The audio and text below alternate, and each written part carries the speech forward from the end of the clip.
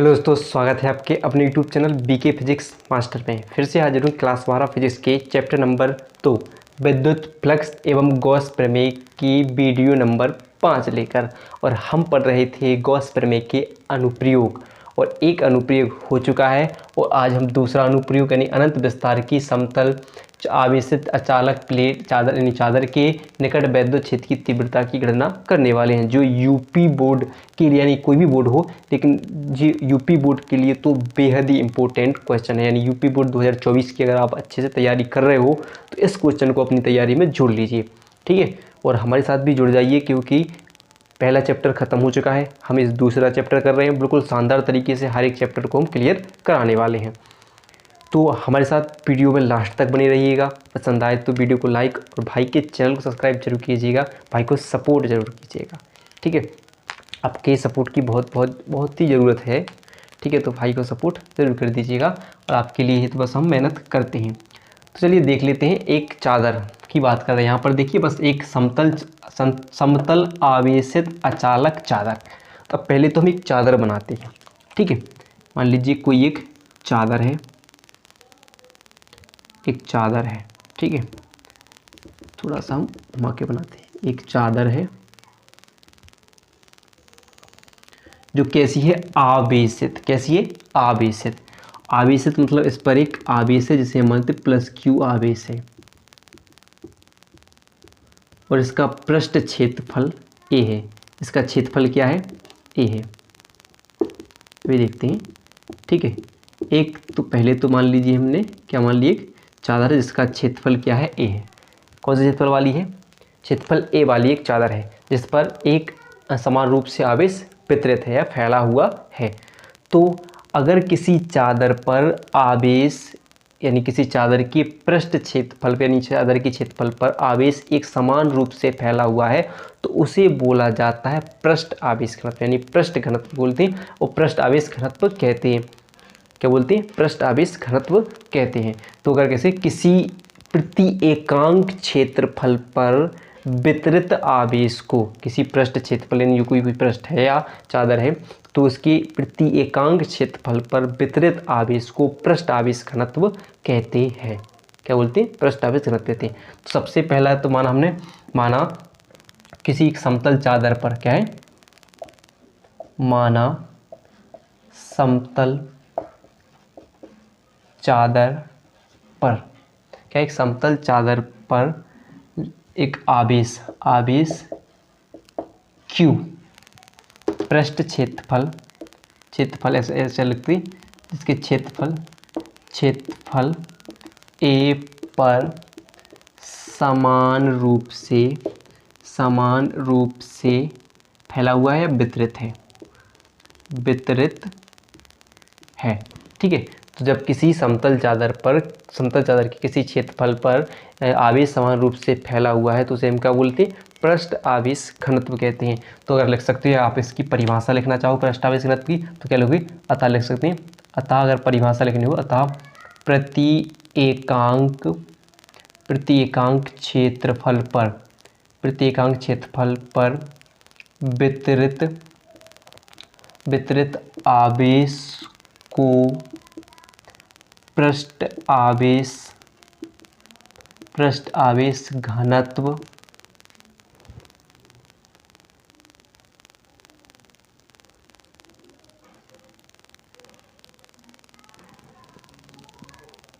घनत्व कहते हैं, ठीक है। किसी जो पृष्ठ है या चादर है, इस चादर के प्रति एकांक क्षेत्रफल पर वितरित आवेश को पृष्ठ आवेश घनत्व कहते हैं।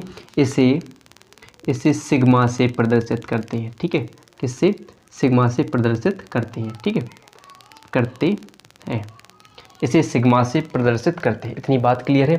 तो अब हमने क्या पढ़ लिया, सबसे पहले माना एक समतल अचालक चादर है या चादर लिख सकते हैं, चादर पर आवेश जिसका पृष्ठ क्षेत्रफल a पर समान रूप से फैला हुआ है। तो अगर किसी चादर पर फैला हुआ है, तो उस पृष्ठ के प्रति एकांक इस पृष्ठ के, उस पृष्ठ लिख सकते हैं, उस पृष्ठ, तो पृष्ठ के प्रति एकांक क्षेत्रफल पर वितरित आवेश को, जो आवेश पृष्ठ को क्या बोलते हैं, पृष्ठ आवेश घनत्व कहते हैं। इसे हम सिग्मा से प्रदर्शित करते हैं। इसके लिए एक सूत्र होता है, सिग्मा बराबर क्यू बटे ए। क्या होता है? सिग्मा बराबर क्यू बटे ए। फिर ए क्या है? आपका क्षेत्रफल है। अगर हम इसकी बात त्रियक गुणा कर दें, यहाँ पर त्रियक गुणा करके लिखें तो क्या होगा? क्यू बराबर क्या हो जाएगा? सिग्मा ए। क्या हो जाएगा? क्यू बराबर सिग्मा ए। और इसे मान लेंगे आप समीकरण 1 मान लेंगे। ठीक है, इतनी बात क्लियर है। अब हम क्या करते हैं, जो क्षेत्रफल है आपका, जो क्षेत्रफल है, क्षेत्रफल से कोई आर दूरी पर, ठीक है, क्षेत्रफल से मान लेते हैं कोई आर दूरी पर, एक आर दूरी पर एक बिंदु P मान लेते हैं। ठीक है, जहाँ पर हमें वैद्युत क्षेत्र की तीव्रता की गणना करनी है। और इस बिंदु P पर हम एक गॉसियन पृष्ठ की कल्पना करते हैं। क्या मानते हैं? गॉसियन पृष्ठ बनाते हैं। क्या बनाते हैं? गॉसियन पृष्ठ खींचते हैं। ठीक है, एक गॉसियन पृष्ठ खींचते हैं जिसका क्षेत्रफल क्या है? ए क्षेत्र, जिसका क्षेत्रफल क्या है? ए। ठीक है, क्या क्षेत्रफल है? डी ए क्षेत्रफल है। इसका क्षेत्रफल क्या है? डी ए क्षेत्रफल है। और इस पर वैद्युत क्षेत्र की तीव्रता क्या है? ई है। तो इसी के समान आर पार एक और सेम क्या है? इसी के आर पार देख सकते हैं, आर पार एक अन्य बिंदु पी डैश। ठीक है, क्या मानते हैं? पी डैश मानते हैं, जिस पर भी क्या है? वैद्युत जो क्षेत्रफल है डी ए क्षेत्रफल तथा वैद्युत क्षेत्र की तीव्रता क्या है? ई है। हमने क्या पढ़ लिया? कोई जो क्षेत्रफल क्या है? बिंदु जो क्षेत्रफल अवयव है, जो क्षेत्रफल पृष्ठ चादर के पृष्ठ क्षेत्रफल से क्षेत्रफल से आर दूरी पर एक बिंदु P है, जहाँ पर भी क्या है? जो क्षेत्रफल, थोड़ा सा हम क्षेत्रफल लेते हैं, डी ए क्षेत्रफल लेते हैं, उस पर हम एक गॉसियन, जो कि आर पार दोनों तरफ एक बेलन की, गॉसियन बेलन की कल्पना करते हैं, जो कि बेलन की कल्पना करते हैं या मानते हैं, बनाते हैं। इसकी एक तरफ P है, दूसरी तरफ क्या है? P। यानी दोनों तरफ क्या है? यानी दोनों तरफ से क्या गुजरेगा? जहाँ पर भी अगर आपको डी ए और ई देखे, डी और ई देखे वैद्युत क्षेत्र, तो यहाँ पर क्या गुजरेगा? वैद्युत फ्लक्स गुजरेगा। तो दोनों पृष्ठों से गुजरने वाला वैद्युत फ्लक्स होगा। तो क्या है? तो बेलन तो अब आप चाहे थोड़ा इतना लिख सकते हो कि थोड़ी सी आप यहाँ से लिखते हो कि माना धनावेशित समतल अचालक प्लेट या चादर से प्लेट के से आर दूरी पर एक बिंदु P है, जहाँ पर वैद्युत क्षेत्र की तीव्रता की गणना करनी है। ठीक है, गणना करनी है। और हम क्या मानेंगे?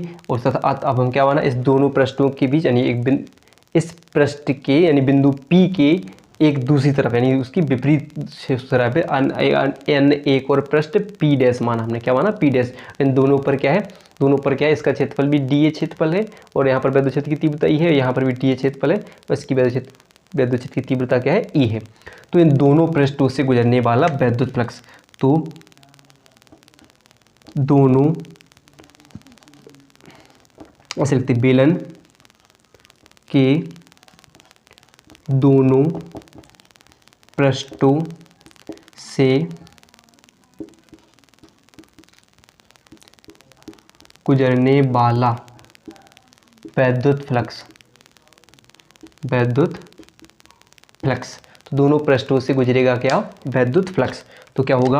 मान लीजिए डी फाई ई। क्या मानते हैं? डी फाई क्यों लेते हैं? छोटे से भाग के लिए हम मान रहे हैं, पूरी प्लेट के लिए हमने बेलन की कल्पना नहीं की, बस छोटे से भाग के लिए हमने बेलन की कल्पना की, और जहाँ पर हम छोटा सा एक डी ए क्षेत्रफल हमने ले लिया। तो क्या होगा? डी फाई बराबर क्या होगा? ई डी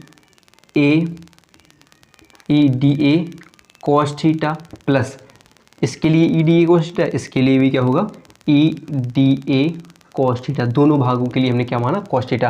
और यहाँ पर क्या है? एक समांतर दिशा में है दोनों, तो क्या लेंगे? समांतर दिशा के लिए थीटा का बराबर कितना होता है? 0 अंश। 0 अंश का मान होता है 1। तो यहाँ पर हम क्या होगा? इन दोनों का थीटा की जगह हम क्या लिख सकते हैं? 1 लिख सकते हैं। और 1 का मान हम लिखते नहीं है, तो हम क्या लिख देंगे? ई डी ए और प्लस क्या होगा? E D A. और ई डी ए और ई डी ए कितने डी ए हो जाएंगे? 2 ई डी ए। तो E D A 2 E D A कितना हो जाएगा? 2 ई डी ए और डी फाई ई। क्या मानेंगे? D phi. और इसे मान लेंगे आप समीकरण 2। क्या मानते हैं? समीकरण 2 मान लेते हैं। इतनी बात क्लियर है? ठीक है, इतना हो गया। ठीक है, अब देखते हैं आगे, इसको करते हैं थोड़ा सा साफ ऊपर से, और फिर हम चाहो तो आप यहाँ पर भी निकाल सकते हैं, यहाँ पर भी देख लेते हैं, थोड़ा और देख लेते हैं। ठीक है, अब देखिए, अभी तो हमने छोटे से भाग, अब हम मान लें संपूर्ण चादर से गुजरने वाले विद्युत फ्लक्स की बात करें तो क्या लिख सकते हैं कि संपूर्ण चादर से गुजरने वाला विद्युत फ्लक्स, संपूर्ण चादर से गुजरने वाला विद्युत फ्लक्स। तो संपूर्ण चादर से गुजरने के लिए हम क्या लिखेंगे? Phi E. ए क्या होगा? सिर्फ फाई डी, जहाँ पर डी लगा देखिए तो क्या छोटे से भाग के लिए, और यहाँ पर डी हटा है तो ये कैसा है? संपूर्ण भाग के लिए। और संपूर्ण भाग के लिए क्या करते हैं? समाकलन। तो क्या समाकलन इनटू क्या होगा? डी फाई ई, छोटे से भाग का हमें समाकलन करना होगा। तो हम पढ़ चुके हैं कि क्या होगा? फाई ई बराबर क्या हो जाएगा? फाई ई बराबर क्या होगा? समाकलन। और डी फाई ई बराबर क्या पढ़ चुके हैं हम? E D A. क्या पढ़ चुके हैं? E D A. और हम पे समाकलन किसका हो जाएगा? फाई ई बराबर क्या हो गया? ई तो बाहर रह गया, 2 ई डी ए। क्या है? 2 ई डी ए। तो 2 ई बाहर आ जाएगा, समाकलन किसका हो जाएगा? जो आपके क्षेत्रफल है डी ए, क्षेत्रफल का समाकलन होगा। और क्षेत्रफल का अगर समाकलन होता है तो ये डी क्या हो जाए? हट जाएगा, यहाँ से हट जाएगा, और क्या बचेगा? सिर्फ क्या होगा? क्षेत्रफल बचेगा। तो 2 ई ए क्या होगा? ए क्या है? वो जो ए होगा, केवल ए होगा, वो क्या है? संपूर्ण पृष्ठ का क्षेत्रफल होगा, यानी संपूर्ण पृष्ठ यानी संपूर्ण सतह का क्षेत्रफल होगा। और इसे मान लेंगे आप समीकरण 3 मान लेंगे, तो होता है A3 होगा। ठीक है, अब इतनी बात है। अब हम थोड़ा सा इसके ऊपर से साफ करते हैं और फिर और लिखते हैं थोड़ी बात और। ठीक है, इसे अच्छे से साफ कर दें और फिर लिखेंगे हम और बात। अगर वीडियो पसंद आ रही हो तो वीडियो को लाइक और चैनल को सब्सक्राइब जरूर कीजिएगा। ठीक है, अब देखिए, अब आपने गॉस के प्रमेय तो पढ़ी होगी, तो हम लिखेंगे गॉस प्रमेय से।